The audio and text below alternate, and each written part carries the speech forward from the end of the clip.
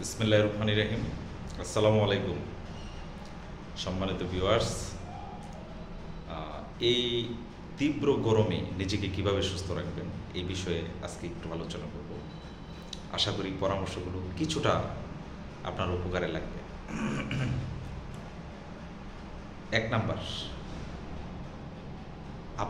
এক নাম্বার হচ্ছে, আমি প্রথমে এটাতে দুটা ভাগে ভাগ করব। আপনি এই তীব্র গরমে কি করবেন আর কি করবেন না।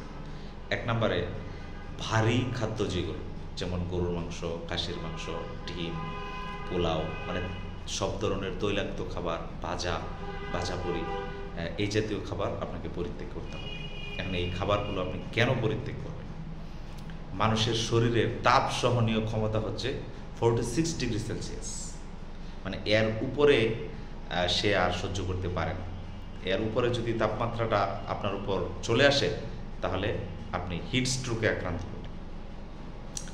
যেমন সাধারণত তীব্র গরম যখন পড়ে তখন তাপমাত্রাটা প্রায় 40-এর কাছাকাছি থাকে।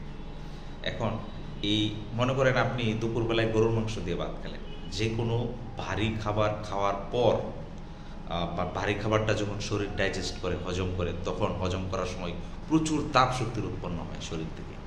এখন বাইরেও যদি 40 ডিগ্রি সেলসিয়াস তাপমাত্রা থাকে শরীরের বাইরে, আবার শরীরের ভিতরেও যদি তাপ শক্তি থাকে, তাহলে এতগুলো তাপ শরীর সহ্য করতে পারে না। তখনই আপনি অস্বস্তি বোধ করেন এবং অসুস্থ হয়ে পড়েন।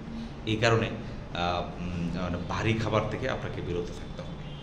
2, আমরা অনেক সময় তীব্র গরম লাগার পর আমরা দোকান থেকে কোমল পানীয় যেমন tiger, speed, 7 up, Sprite, Coca Cola ইত্যাদি বোতল কিনে খেয়ে ফেলি।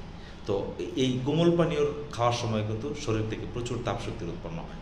কোমল পানীয় একেবারে পরিপূর্ণ অ্যাভয়েড করতে হবে। 3, আপনাকে আরেকটা কাজ করতে হবে, সেটা হচ্ছে আপনি জানেন যে যেদিন প্রচণ্ড গরম থাকে তখন সূর্যের তাপ থাকে বেশি, তখন সূর্যের আলো থেকে, মানে সূর্য থেকে আলট্রাভায়োলেট মানে ইউভি ক্ষতিকর অতিবেগুনি রশ্মি নিঃসৃত হয়। যে অতিবেগুনি রশ্মিটা যদি স্কিনের উপর পড়ে তাহলে স্কিন ক্যান্সার হওয়ার সম্ভাবনা থাকে, এবং চোখের উপর পড়লে মানে চোখের দৃষ্টিশক্তি কমে যায়। তো তীব্র গরমে যখন যদি আমাদের বের হতেই হয়, আমরা অনেক সময় নিয়মকানুনের বাইরে গিয়েও আমাদের চলতে হয়, তখন অবশ্যই আমরা চোখে সানগ্লাস এবং মুখে সানস্ক্রিন ব্যবহার করে বাইরে বের হব। তাহলে আমাদের মুখের ত্বকটা ঠিক থাকবে এবং চোখটা সুরক্ষিত থাকবে। 3, প্রসেস ফুড যেগুলো আছে, মানে বার্গার, পিৎজা, মানে প্রসেস ফুড যেগুলো অন্য খাবার মিশ্রিত করে প্রসেস করে তৈরি করে, এই প্রসেস ফুডগুলো থেকে আপনাকে বিরত থাকতে হবে।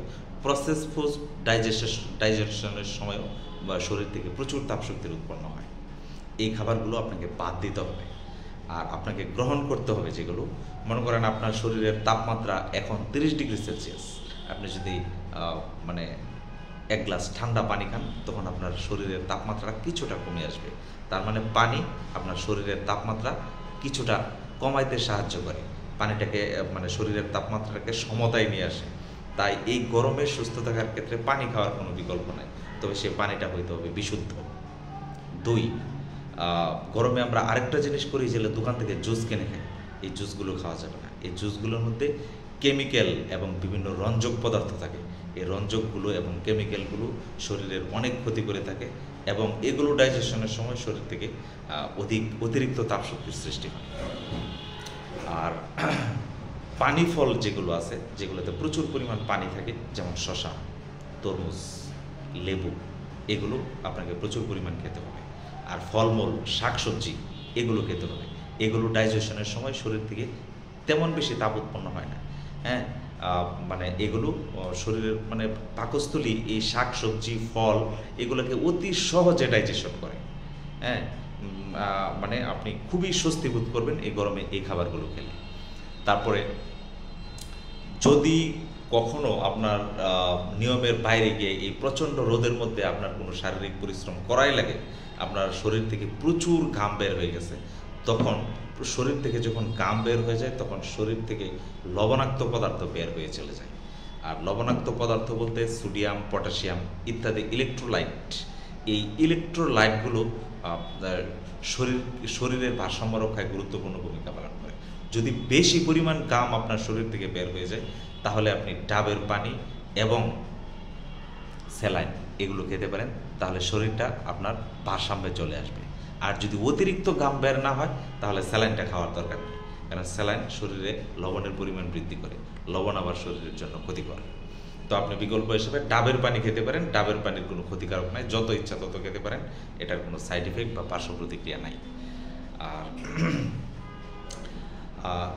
আর যাদের শারীরিক ব্যায়াম করার অভ্যাস আছে তারা অবশ্যই সকালবেলা না হয় রাতের বেলা, তীব্র রোদের মধ্যে কখনো শারীরিক ব্যায়াম করা যাবে না, কারণ শারীরিক ব্যায়ামের সময় শরীর থেকে প্রচুর তাপশক্তি উৎপন্ন হয়।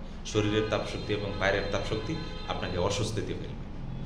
তো আশা করি এই গরমে এই পরামর্শগুলো যদি আমরা মেনে চলি তাহলে আমরা কিছুটা সুস্থ থাকতে পারবো ইনশাআল্লাহ। ধন্যবাদ সবাইকে, ভালো থাকবেন সবাই।